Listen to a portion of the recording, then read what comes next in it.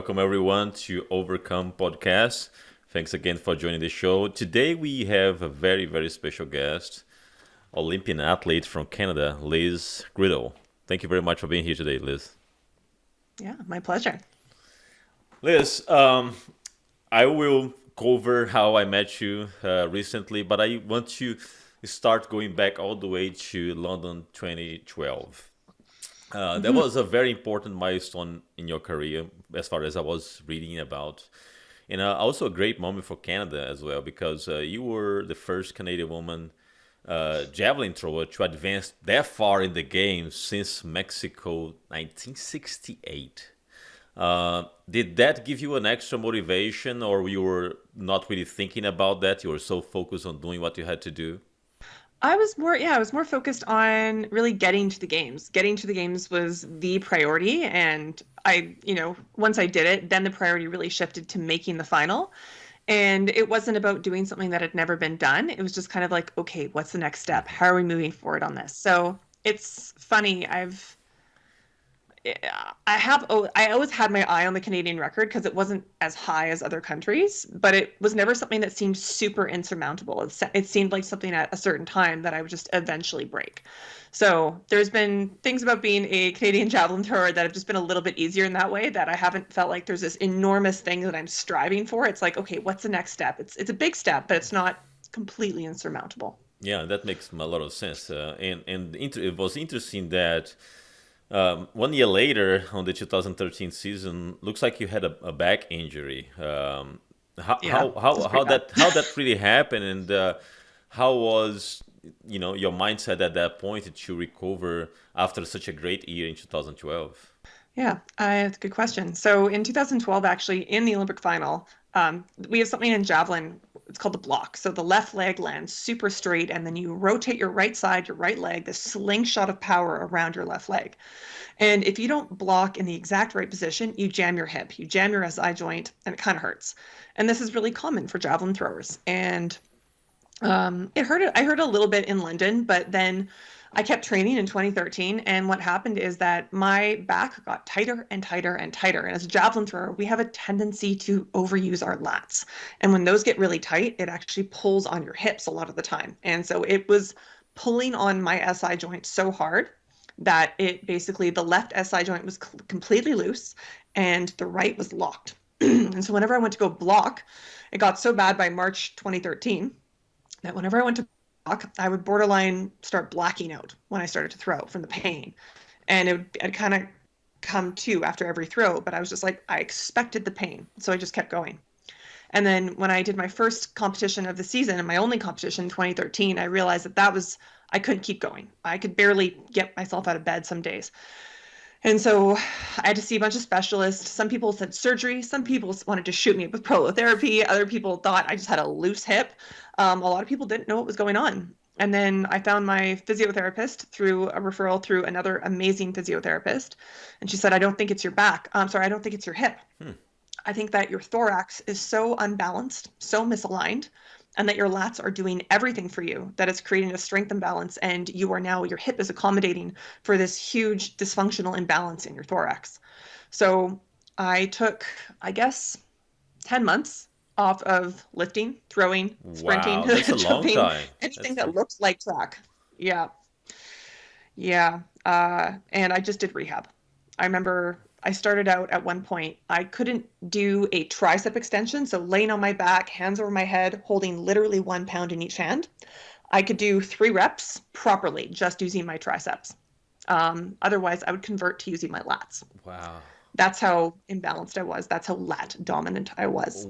I heard a lot So about I athletes that remember, went through sorry to interrupt, but real quick, I want to go through this line of thinking.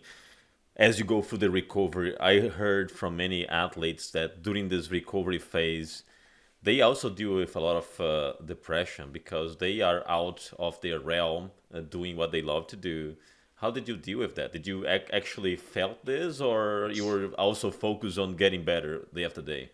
yeah, well, I was focused on getting better, and my physiotherapist is amazing. And I remember the first time I really realized that she was right. I had 3 therapists actually working on me simultaneously to test to see if it was indeed my thorax and not my hip. And so I had two people with their hands just like in my rib cage, and another person holding a correction of my foot, and then another person who was testing my hips. And all of a sudden they said, okay, everybody go in and correct. And everybody goes in. And all of a sudden I take this huge deep breath and it's like, and it's like, oh, I didn't know my lungs could fill like that. And all the pain in my hip melted away. And then when they let go, it came back. And so the recovery was basically loosening up and aligning my rib cage and then strengthening it so that everything was stacked, aligned, and wasn't giving me all this grief. So it was very, very specific strength patterns, holding very small modifications within my rib cage, my thorax. And I remember one day I was crying at the office because it was 6 months. I still couldn't do anything that looked like track and field training. And I was, so sad because I said, I'm doing these tricep extensions with 10 pounds in my hands. I used to do this for like 100 pounds, and this is ridiculous. And my physio, LJ Lee, she says, Liz, do you remember when you couldn't do 1 pound for 3 reps? And I was like, oh, right. We've actually come a very long way. So when I actually went back to javelin throwing, which was in, I think March or February of 2014, all I did was rehab and javelin. That was it. No other training. And then after 3 months of throwing javelin, but really cueing on healthy alignment and focusing on technique, I ended up being able to throw 64 meters. I broke my Canadian record by 3 meters actually. And it was really this huge lesson in doing something right instead of doing something as hard as possible. Gives you a lot of longevity in sport, and it gives you a lot of mental longevity to know that you're not just working so hard, but working against yourself. Yeah, So, absolutely. yeah. That's a good point. And actually, I remember during the seminar that I watched with you recently, you emphasized the importance of rest and recovery. But we also hear mainly athletes. They have that mindset of when your body says no, your mind must be strong and say yes. You gotta go through the pain. But then at the same time, they say, well, you gotta listen to your body. So what is the limit where you should like, okay, something is wrong? For example, on this first injury, did you, now that with all your experience, do you think that you should have looked for help early on and probably be better, or were you just having that mindset of keep going through the pain? Yeah, well, I think as a javelin thrower, especially, a lot of things hurt. There's very few javelin throwers who are just supremely healthy. It's just one of the sports. Next to triple jump, javelin has the highest rate of injury in track and field. Wow. Yeah, and it has the highest variety of injuries in track and field.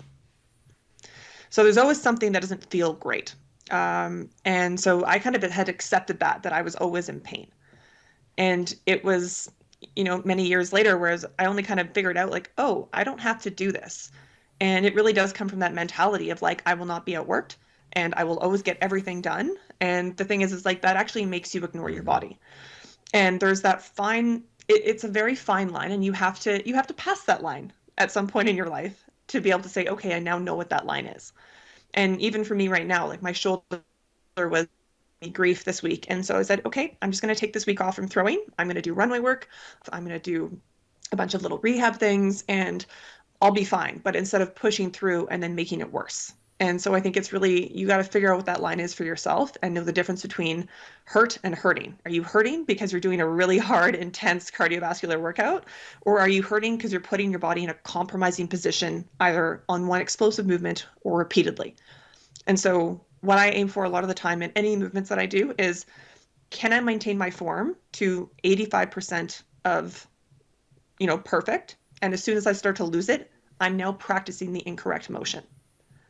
And I think that's really important, especially for anybody who runs, because as soon as people try and run to get in shape, but then they're pushing through, but their form is absolute garbage and they're hurting their back and they're creating all these tensions. And I find that that's always a really good cue, is it's okay not to push yourself, to completely gas yourself if you're falling apart technically, because that leads to so many more problems. You just have to be patient.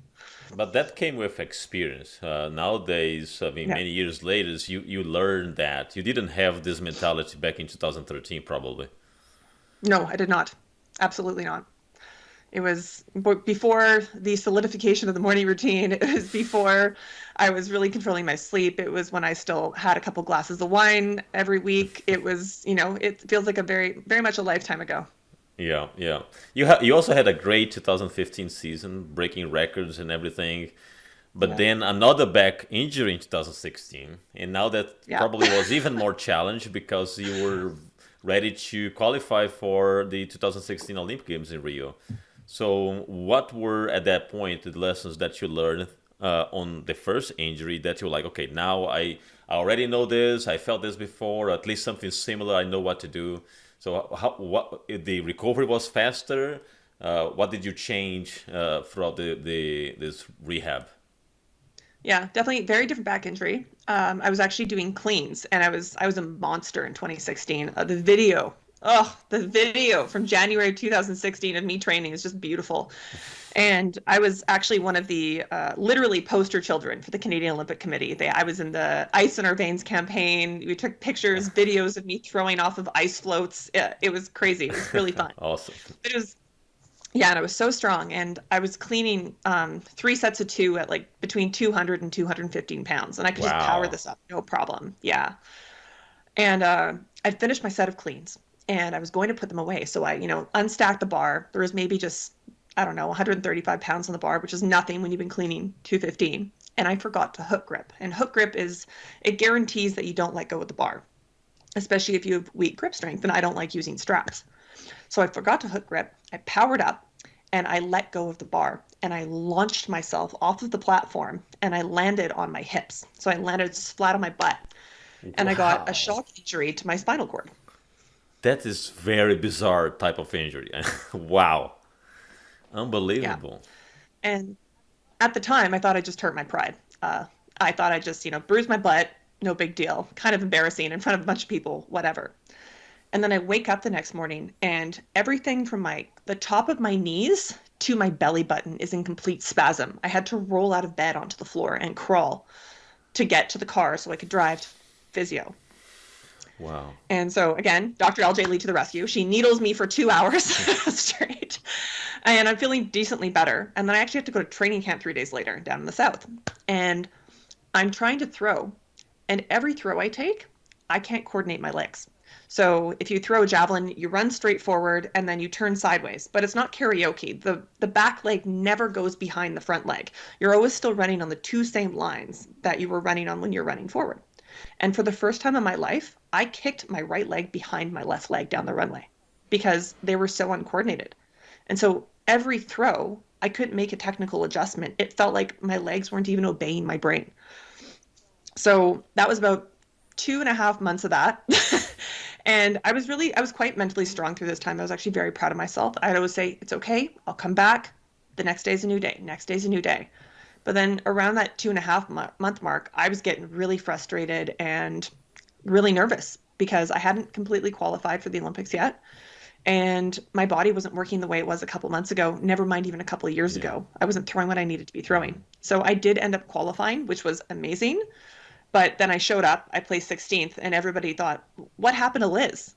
Like, everybody just thought I performed poorly that year or just hadn't gone well. But a lot of people, social media wasn't quite the same as it is now.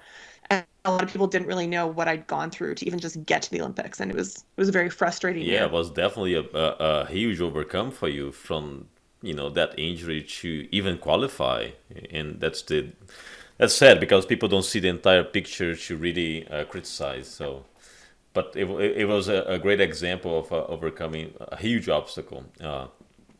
Quite amazing. Now, throughout your career, you probably met a lot of athletes. Some were able to accomplish a lot of things. Some others may not. With your experience throughout all those years as an athlete, what are some key attributes that you saw over the years that all great athletes, yourself included, they had consistently, and some of the things that they did consistently to achieve what they did? And you can use your own I experience. think, yeah, absolutely. I think for a lot of athletes, especially in track, there's very few track athletes who have a full-time outside job. It's really hard to recover to do the workouts that we need to do and perform at the track, especially since we can't outsmart people a lot of the time. Maybe the middle distance runners a little bit, but even then, their engine, their fitness is so important and that your recovery is such a huge part of your training program. And That's the real difference I find is when people start looking at the recovery, not as, just a little bit of sleeping and eating, but okay, how am I spending my day and how is this affecting my energy levels for my next practice? And that even involves making sure you're not running around doing a ton of chores, making sure you're not doing a ton of extra work, and really making sure that a lot of your energy is primed and dedicated to your practice sessions. So I find in track, that's what makes a really, really big difference. It's obviously very different in different sports, though. If you are a tactical person, if you have to make strategic decisions, you don't have to be quite as picky about your recovery because you can get away with it in other areas. But how important it is the mindset? Because I know you are pretty big on that, and you showed that on your second injury recovery throughout positive thinking and all that. Do you also believe that most of the athletes that are able to go to that next level is just because they have that mental toughness aspect? Absolutely. I mean, I was actually thinking about this a while ago that these last three games were inspired by very different things. The first games was partially, I'll show them what I can do. Well, because I thought a lot of people didn't believe in me. And that was partially what it was. It was like, you don't think I can make it? Watch me. Like that was the first one. And like, that's part of what in your early 20s is being fueled about, It's like, be a little angry, it'll help you. And then in 2016, I really felt like I'd come into my own. I learned a lot of things. I was a lot smarter of an athlete. And before my spinal cord injury, I thought, wow, I've really created with my physio, with my coach, with myself, something really incredible and special. And we've really come together to create this. And so it was really this drive to simply see how good I could be and not worry about anybody else. I really just wanted to see what I could do with my own body. And that was kind of very transcendent. And the third Olympics was I was in amazing shape, and then things just didn't go my way. I warmed up outside the stadium with some really beautiful throws that honestly might have medaled me. And then on my first throw, I tripped. On my second throw, I mistook someone else's mark for my own. They were both green. And so I ended up having to I took too many steps and then I realized it too far down and I had to shorten up the second part of my runway and just salvage this throw. And then my third throw was cooled down. But it was interesting because I was actually planning on retiring at the end of the last year. And so every part of last year was, this might be the last time I'm here. This might be the last time I'm seeing these people. I should really enjoy this company. I should really take all of this in. Yeah. And I remember I was so disappointed after I competed. I thought, wow, 5 years for this. And then I noticed that everybody around me, my qualifying round was really, people didn't do well. I don't know what was going on. It was a lot of people did not throw well. And I saw a lot of people that I knew that I've known for years just absolutely in tears. Yeah. And I thought, wow, this is a really tough sport. And all these women are from all around the world. A lot of us are, 10 meters ahead of the next best competitor in our country. We're alone in this pursuit a lot of the time, so to speak. And I thought, I have so much in common with these women, and we haven't spent enough time together.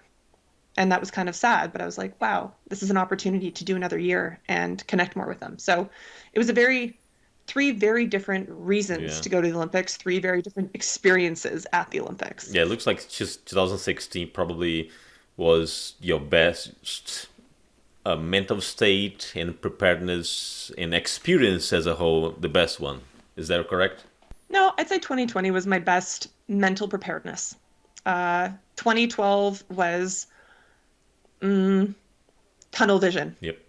Which was very helpful at that time. And just getting older, you get a little more holistic about things, I think, when you've been doing something for a long time. Yeah. But you mentioned something interesting about 2020 that a lot of people failed. Do you think that the state that we were living between 19 and 20 with COVID had any impact on the performance? Because if everyone was having similar issues and everyone breaking down and things like that, do you think it was just the moment that the world was living in 2020 that contribute with that performance? I don't know. I know the men had a really hard time with the track surface because it was so hot that the track was actually melting a little. And so there was three guys who should have thrown a lot better than they threw, but it's because they're a lot bigger and they're a lot faster down the runway. And so they would slip on the runway. And so the guy who's been leading the world, he's been throwing 97 meters. I think he threw 84 Wow. and he didn't even medal. Wow. And the guy who medaled weighed, I think he weighs maybe like 180 pounds. And he's really fast, but he's really light, so he didn't slip. And so there might have been some girls who slipped, so that might have been something for some of them. It was also early, and it's also just exhausting. An extra year Yeah, on that's a a good 4 year point. Yep, cycle yep. with not the capacity. Like I was working out of my garage, I was throwing in the freezing cold. I'm amazed I threw as well as I did last year, considering everything that we had to go Hmm. through. But for some people, it was really like just emotionally difficult to not see their Yeah, friends, to not see their family, just the additional stress of going to the Olympics. And you can't even go for coffee with people because there's no seating anywhere outside because they don't want anybody mingling. You're only hanging out with your roommates. Like it's pretty isolated. So I think it was just hard on people in general. agree, agree. And but one thing that I noticed also, I was reading a lot about your achievements, is that throughout the years you are pretty consistency on competing and achieving different goals, breaking records and all that. What is really the secret for the longevity? Because you've been on this sport for a long time, and you consistently are achieving new goals. Any specific thing that you've been working on, or it was just accumulation of a good health lifestyle practices? What do you Yeah. how do you credit that longevity? A couple things. One, amazing physiotherapist.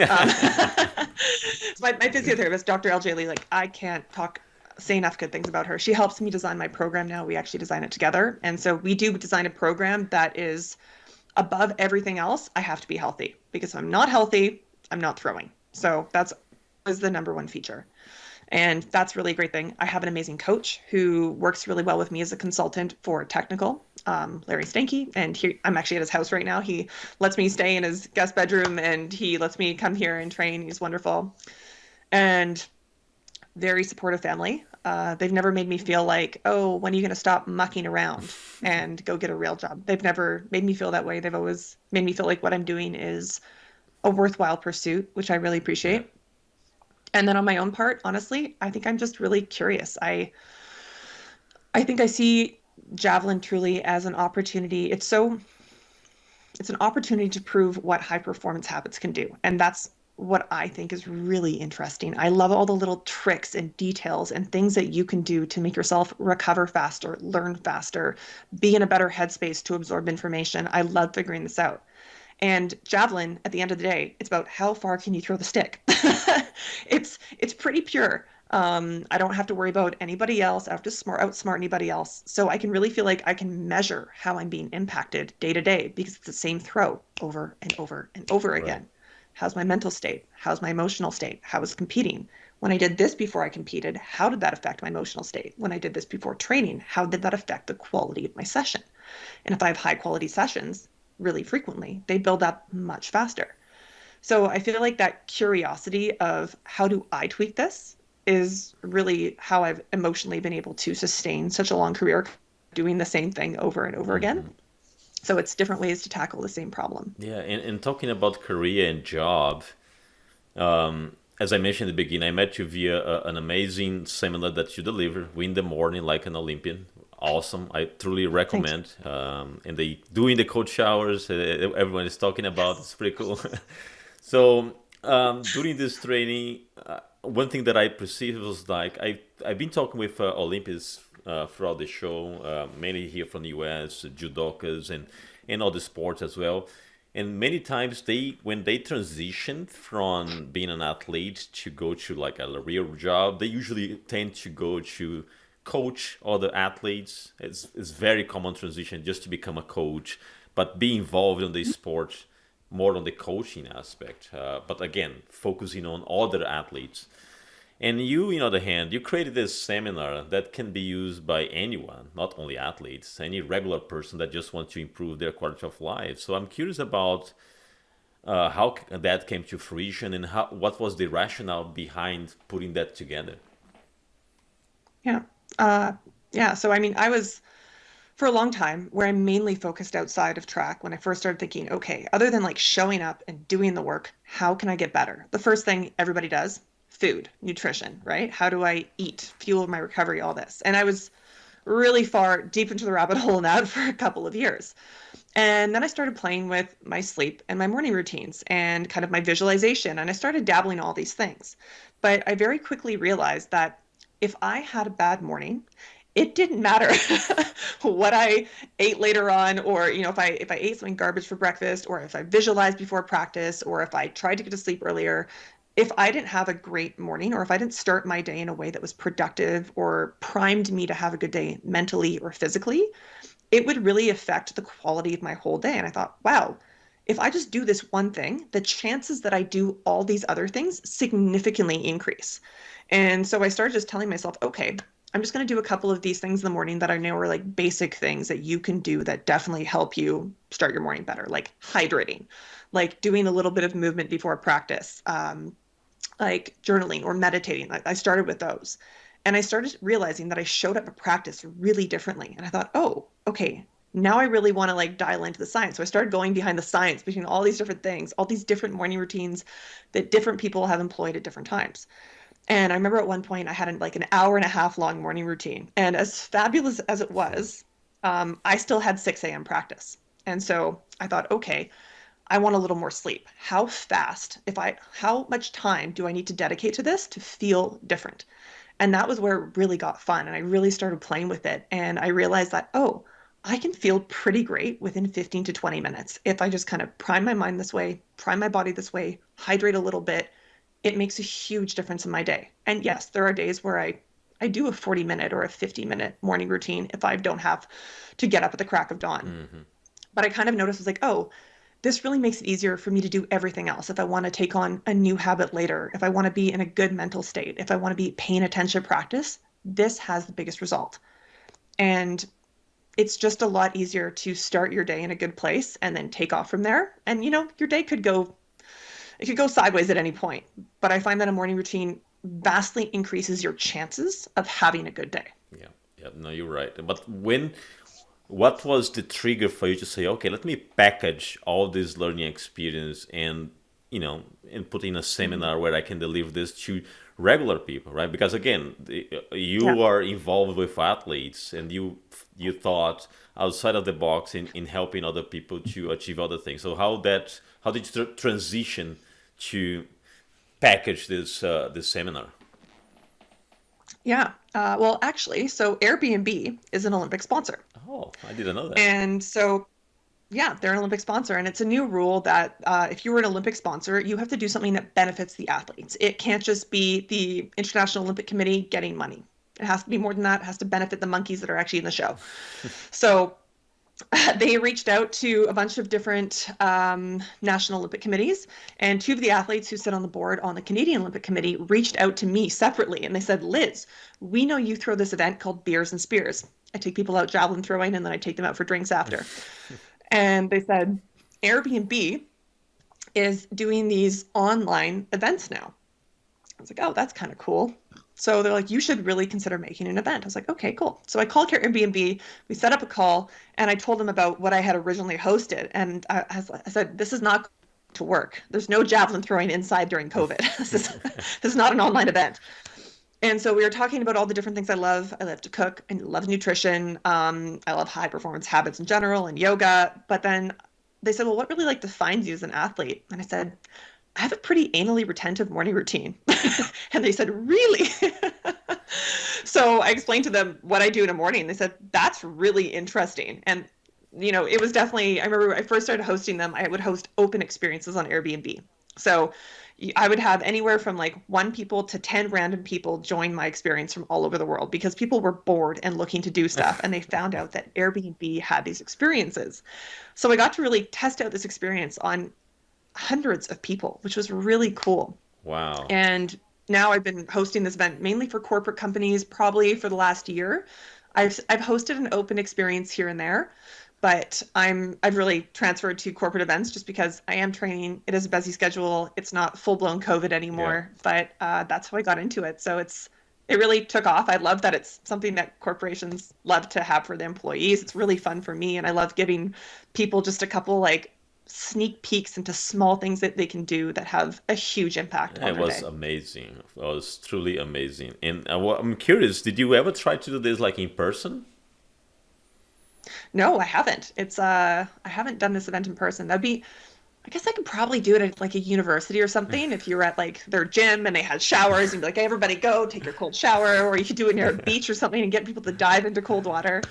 But no, not in Yeah, person, I not can yet. only imagine people doing squats like you did, everyone in person. That would be nice, you know.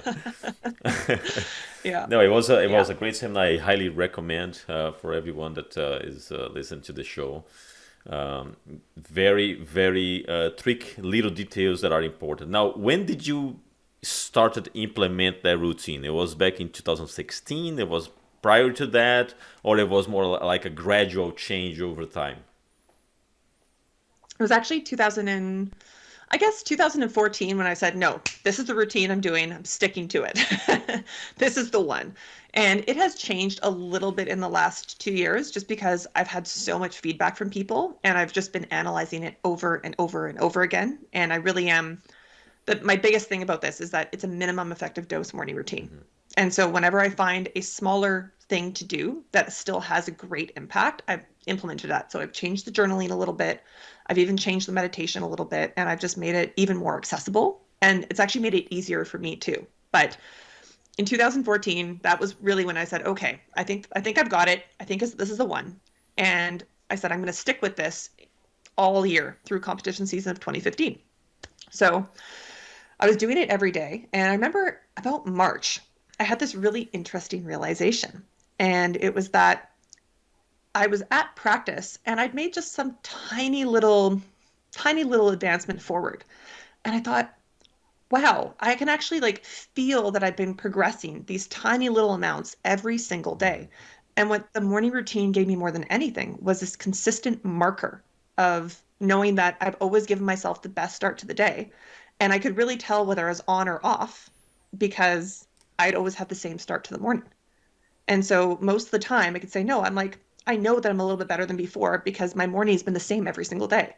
And so it's really easy to compare. And you start noticing that comparison when you have consistency in your Yeah. life. And when I got to the Pan American Games in 2015, I remember I got there and I was really calm and I did the exact same morning routine, same thing as usual. And I remember I was on the field of play and I thought, it's literally like any other day. This is so weird. And in the first 5 rounds of the competition, I was leading. I was crushing it. I was on home soil. I was in Toronto and I was throwing really well. And then in the final round, the American passed me and the Brazilian passed me. And I went from first to third, just like that. And I had the final throw of the competition because I'd been leading up until then. And so I remember like I just got to the front of the runway. I turned around and this feeling came over me like, oh, you've already been here before. You've already won. You just need to do it. And so I got the crowd going. I got them to start clapping. And there's a great video of it online. You can just YouTube like Liz Gleadle Pan American Games 2015, and it's crazy. It's a crazy video. It's kind of electrifying, and you know I've won the competition even before I've thrown. And as I ran down the runway, I was just like, "Yep, got it. I nailed it." As soon as it left my hand, I was like, "That's the throw. That's the throw that's going to win it." Wow. And yeah, it was this really cool moment where I was like, this is what consistency gets you. This is what consistently doing just some things that definitely make an impact every day builds. And so that's when it really hit me. Like I knew I was going to do something, but I didn't realize what effect it would have on my mental state. To be able to feel those small improvements every day is so motivating. And to get somewhere and be like, I know I've done the work to get here. All I have to do is execute it. I didn't doubt myself for a second. And there was other years where I didn't have that consistency, like 2017. I didn't have that same consistency. I was dealing with some psychological issues from the disappointment of 2016, and I'd kind of let my morning routine go. And it did have an impact on my season. So it was kind of actually interesting to drop off from it as well and then come back to it again because it does create this real emotional, mental, psychological Yeah. stability. Yeah. It's interesting because you knew the formula, you were using the formula, and some due to other circumstances, as you said, you derail, and you immediately notice that your performance dropped. So that's how should that prove that the formula is correct, but you have to implement the formula correctly. Yeah. Or even just consistency. I find that it's a real telltale sign that athletes don't have belief in themselves when they start trying to find little ways to make themselves feel safe. Like, okay, I've got to do my makeup the same at the same meet. I've got to eat this certain meal. I've got to play this song. And like sometimes these things do things for us, but realistically, they're things that comfort us. They're not things that actually create a shift in mental state in quite the same way that guarantees a shift in positive physiology or positive mental thoughts. And when we start relying on weird little activities or crutches or charms as a crutch, then it can really feel derailing when we don't do well. And we thought that that would be something that helps us. So I find that if you're ever like, you gotta have this shirt, or you gotta play this song, you gotta do your hair this certain way, that's when I find like, okay, we need some consistency in your life that really makes you feel like no matter what, doesn't matter what you're wearing, doesn't matter what you have on you, you can perform. Yeah, the other aspects are more, almost like superstitious. Is as you said, to make you feel more comfortable, but in reality, they are not really doing a lot of things. It's really the routine and the things that you do that will shape your mental state. So 2014 was when you implemented this and you improved over time, making some tweaks, as you said. And today you feel like you mature this process enough that you can just give away in your seminar. And have you got any feedback from people from your seminar saying, hey, thank you very much, my life changed after that? You've seen improvement in people as well? Yeah, absolutely. I love getting reviews on Airbnb. It's like one of the most gratifying things ever. It's people are like, I love this. And a lot of people have said, I waited like 2 weeks to do this review because I wanted to do this routine for a couple of weeks and see how I felt. And my favorite thing is when people start saying, I'm taking cold showers every day. This really has changed my life. Like, I love making, cold showers accessible to people. I find that I introduce it in such a way where it feels like people are like, oh, this is easier than it sounds. Because a lot of people just don't have the right information or the thing that makes them think, oh, that sounds worthwhile. And what I do in Win the Morning is a lot of the time I take kind of the most interesting piece of science that I found, flipped a switch for me, and a couple of how-tos that make something way more accessible. And then all of a sudden people take to it really quickly because it is a lot more accessible than people realize. Yeah. So it's kind of little things like that, but definitely I think the biggest one people take up is always the saltwater lime because it is the easiest, and hydration is so key, and it's really easy, it's refreshing, it's super pleasant. And then I like to say everything else, meditation, the choosing your blank slate, so choosing your first thoughts, a little bit of movement, and the cold shower. Different people take to different things. And I love to always say they're tools in the toolkit. You can absolutely do all five and they will absolutely give you a really big boost.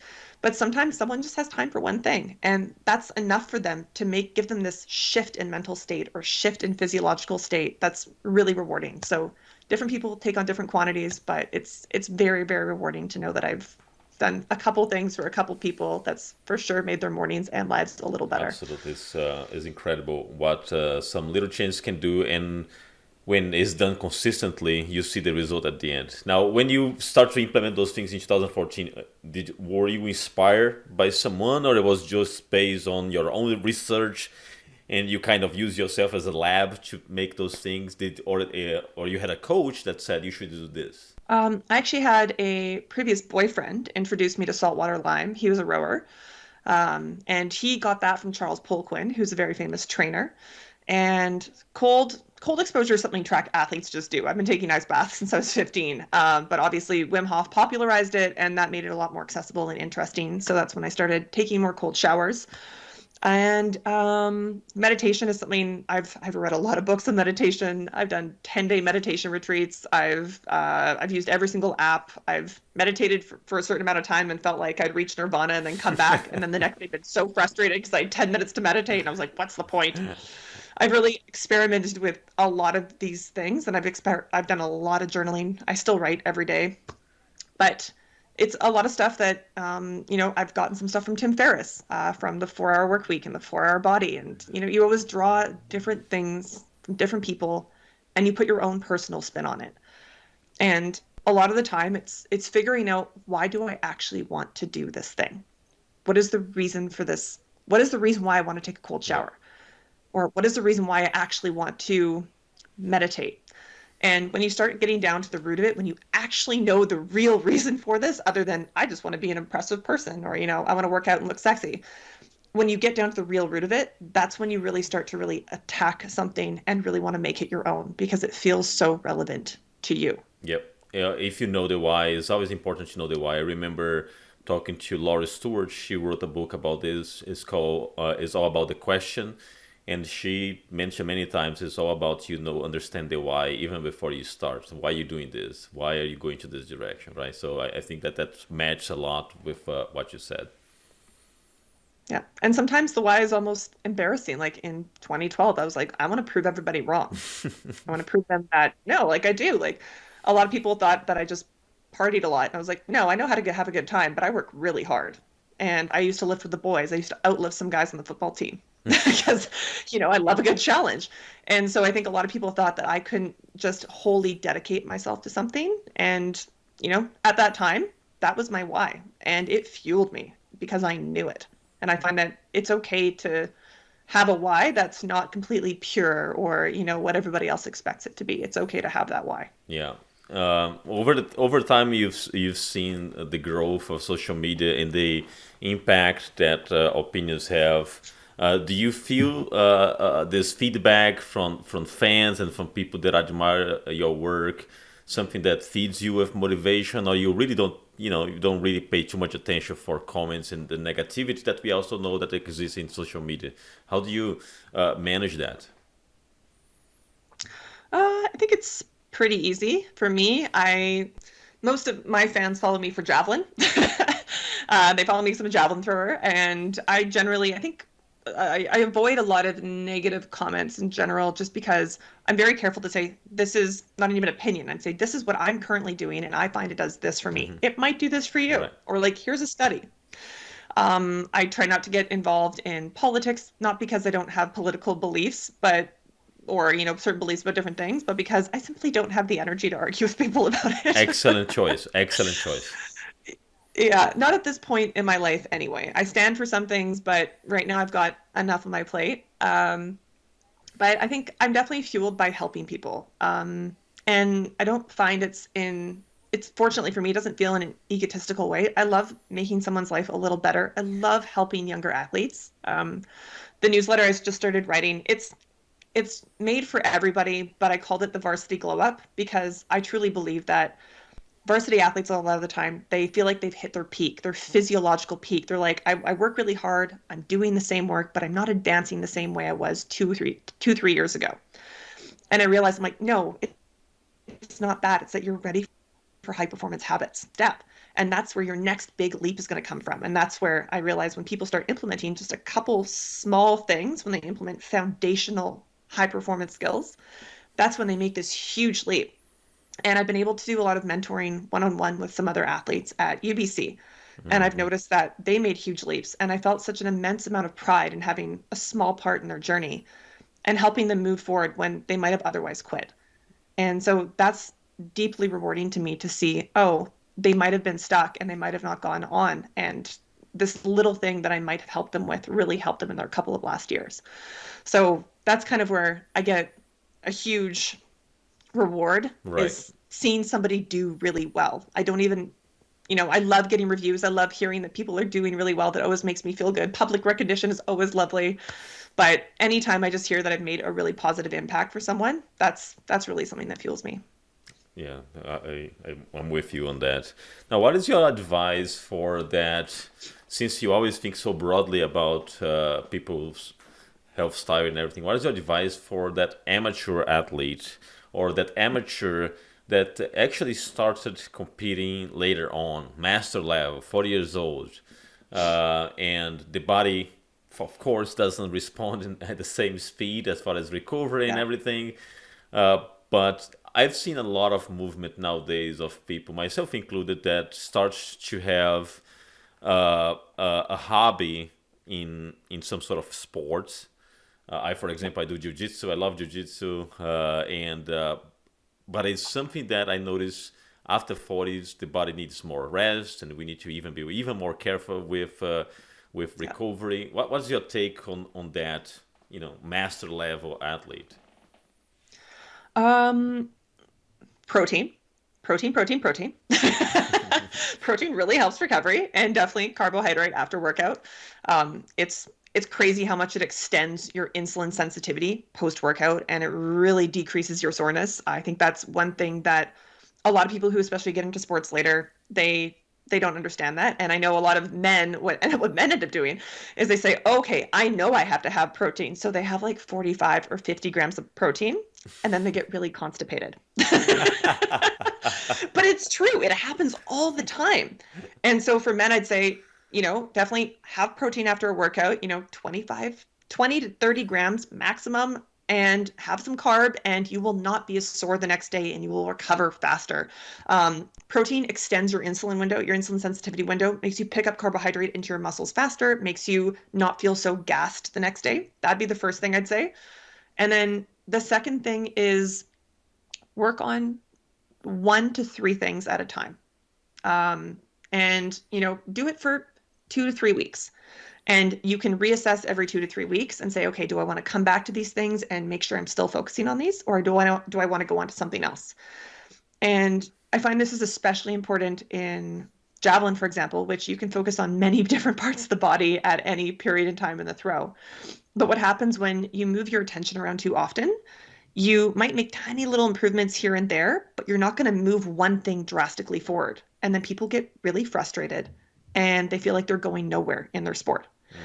And so one thing to be really clear on is, okay, for the next 2 to 3 weeks, I'm trying to work on this one specific motion, this one specific strength hole, this one thing where I keep getting caught by this other person who keeps getting me in this move. And I want to recognize the body patterns that actually lead to that movement so I can anticipate it. So it doesn't matter, what you're doing, but I love to say, like, pick one thing, get it to 80% efficiency, and then move on. Or if you just love focusing on that one thing, stay there. But I really find that if you can identify the foundation that will make everything else easier, pick 1 to 3 things and then move on consistently, you will see faster growth, and you become a specialist within a couple of weeks, and then you can keep going. So become a specialist over and over and over again, and don't worry about some things, leave them for later. They're meant for later. Great tip. Great tip. I love that.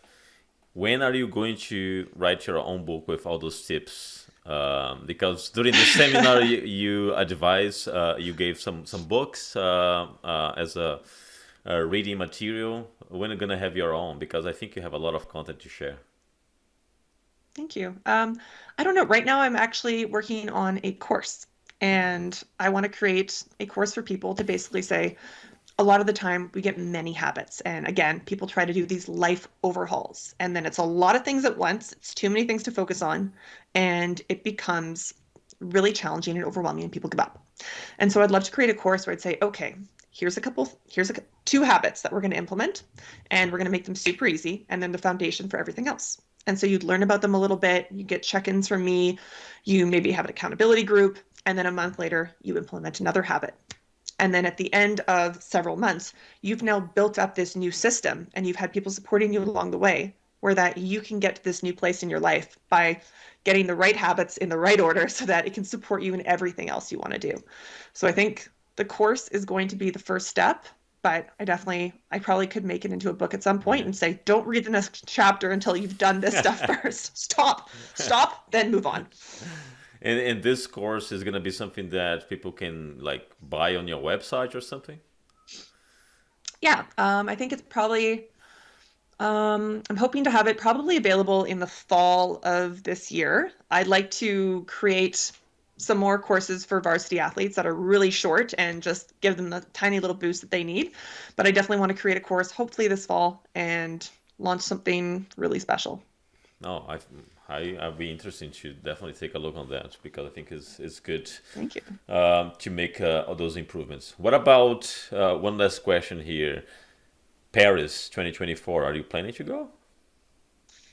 Not right now. I was planning on not doing this year at all. And then I realized the thing that made me want to come back was that I had such a blast going through my perceived last year is like, oh, could be the last time I'm doing this. This could be the last time I'm doing this. Be fully present, enjoy it.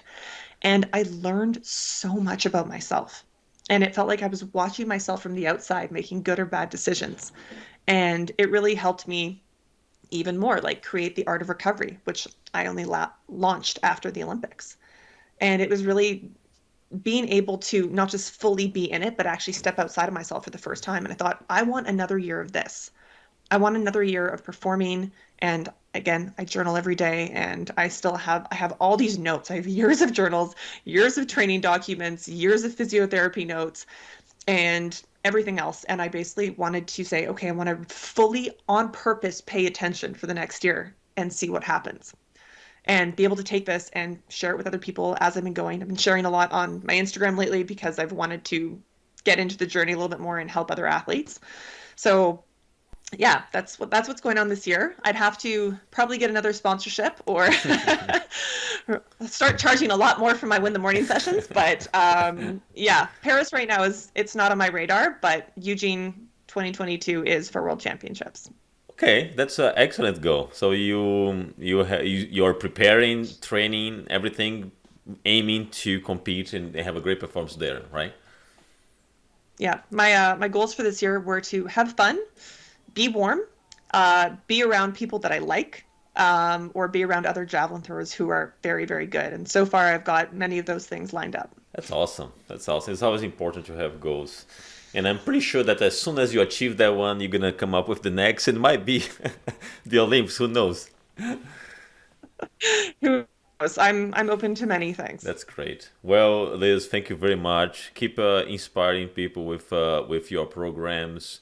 I'm really glad that we find you on Airbnb actually, and I think it was a great learning experience for the whole team, for everyone. So I strongly recommend you all to check this great Win the Morning Like an Olympian by Liz. Okay, Liz, thank you very much. Thank you so much. It was so nice talking to you. Take care. All right, everyone.